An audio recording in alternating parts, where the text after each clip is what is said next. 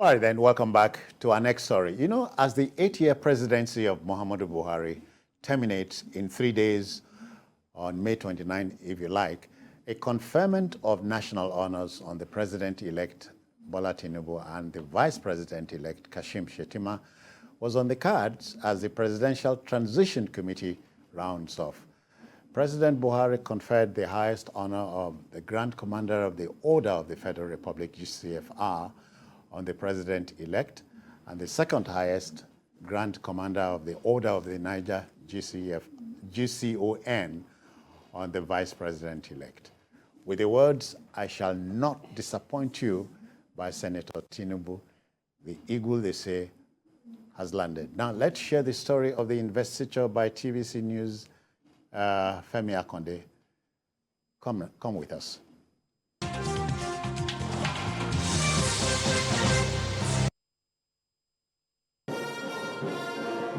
President-elect Bola Ahmed Tinubu arrives at his investiture of the Grand Commander of the Federal Republic.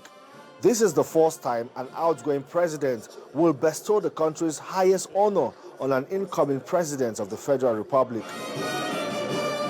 President Muhammadu Buhari will certainly take most of the credit for this smooth civilian-to-civilian transition. As he bows out on the 29th of May, he is confident that Nigeria will be in safe hands and under competent leadership. Today, I am proud to have handed over to you, my successor, Your Excellency Bola Ahmed Tinubu. It is my earnest desire that you will find these documents useful, as this will be the first time in the history of this country that such a detailed documentation will be produced for handover to a new administration. The president-elect was handed the transition document, which is a policy status update of the outgoing administration, a foundation upon which the new administration will begin. Bola Ahmed Tinubu says he understands the magnitude of the task ahead and he is ready and willing to take it on.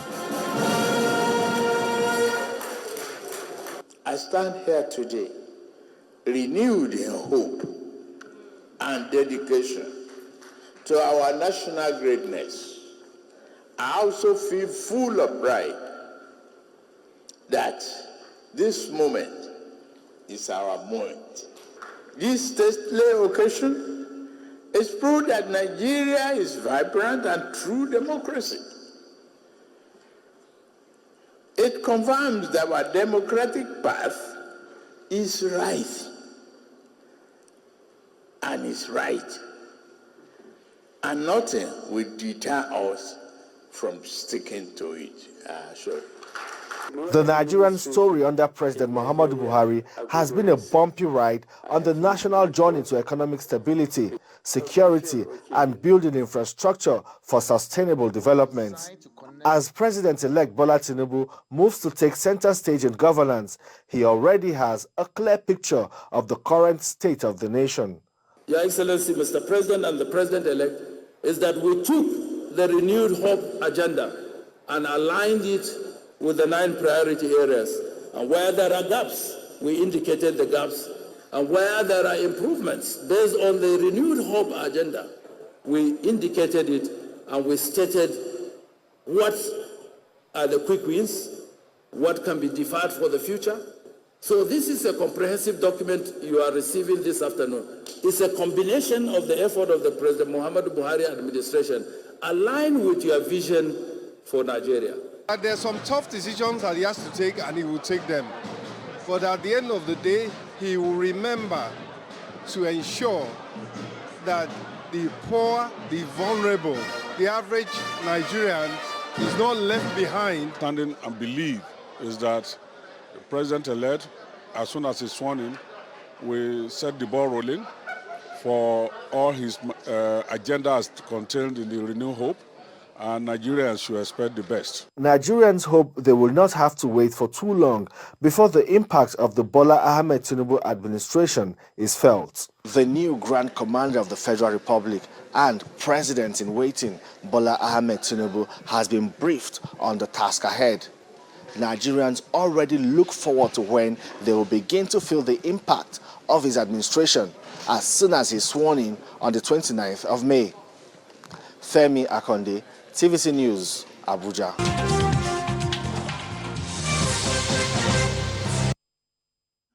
Yeah, many thanks, Femi. Jide, so renewed hope is in the wing, is waiting to explode. Yeah. Yes, this is a very significant step towards that civilian to civilian transition that would happen on the 29th of May. Many people have said they want to ensure President Buhari will hand over, but I've not seen anything that he has done in the last few months and weeks and days. To disabuse your mind? Yes, to suggest to me that he has no plan to hand over. Yes, people have encouraged him to stay on, and at every opportunity he will say, I'm not staying a day longer. He comes across like someone who cannot wait to return to Daura, his hometown. So this ritual has been performed. The next significant ritual in terms of transition is what will happen on May 29, and it is usually a very solemn and brief event. No time for long speeches and all that. Just a very short ceremony, and a new president will take over. President Buhari has handed the baton to Asiwaju Bola Tinubu, and he said for effect that he's happy to hand over to him, that he's convinced that Nigeria will make progress under Asiwaju Bola Tinubu. I am happy that Asiwaju Tinubu knows what is at stake. When he said, I will not disappoint you,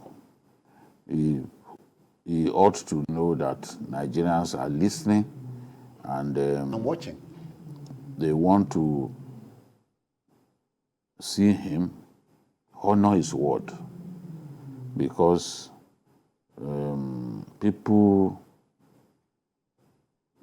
leaders who want to give themselves immortality, they must honor their word, because you must have made promises during the campaign, and you have to do your best to fulfill your promise. Nigeria needs change across different areas. That's it.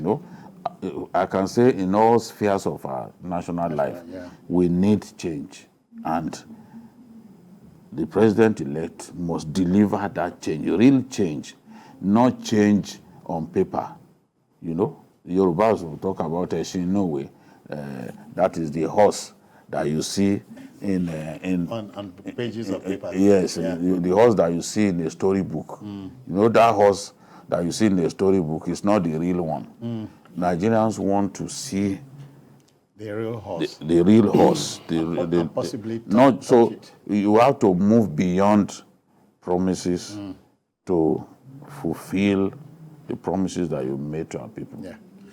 Emeka, the expectations are great. Immense. Because Nigerians are highly disappointed, traumatized. Yes, look at the killings that have been going on in the Middle Belt.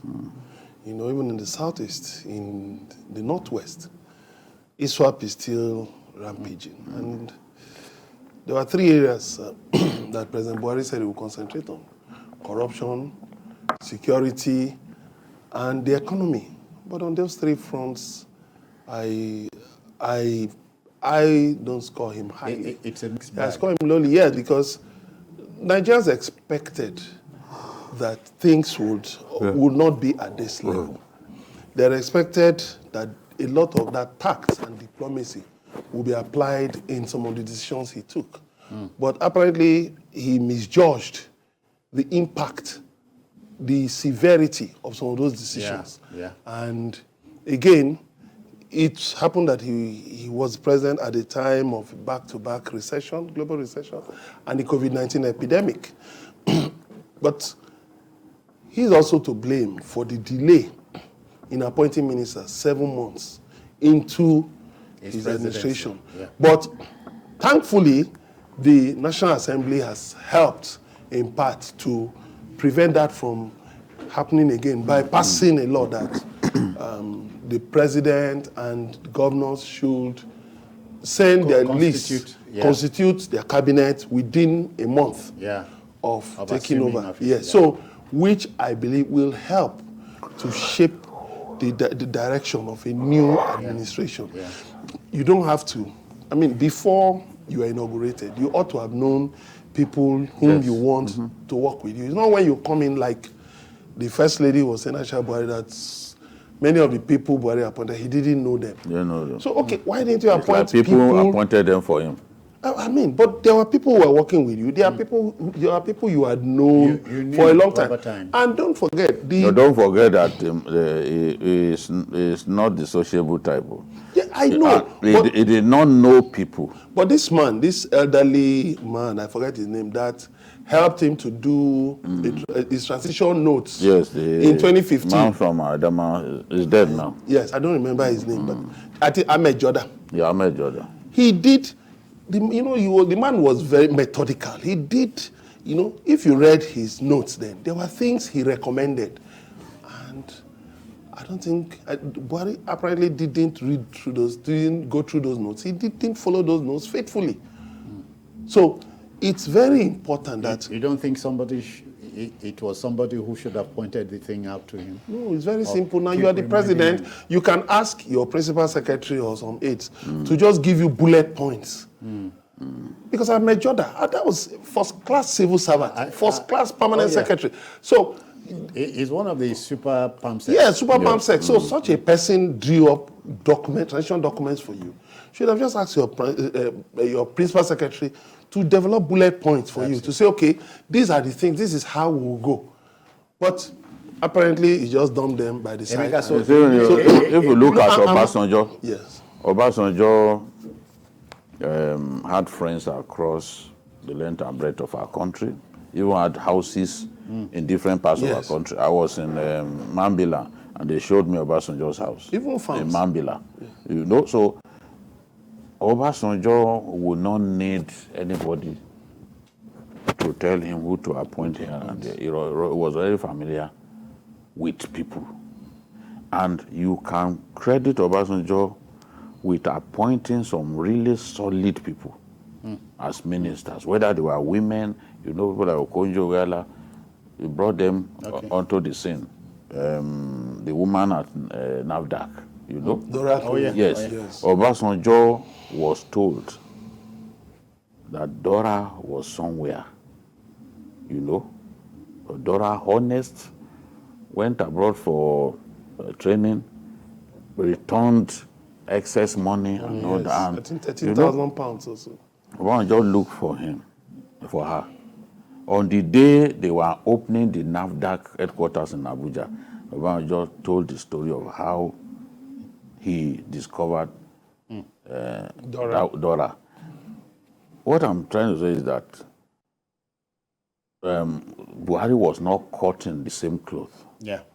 Someone like Tinubu, you're saying very sociable, the new people. The number one citizen must be an extrovert. To a large extent. To a large extent. He will know. So people can't mislead you by recommending people. Because you already knew them. That's it.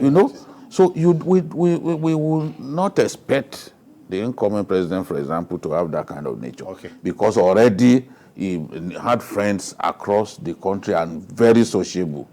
So Jide, everything is encapsulated in the statement by the president-elect.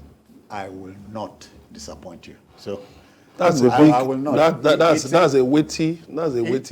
It is. That's a weighty All right. statement. So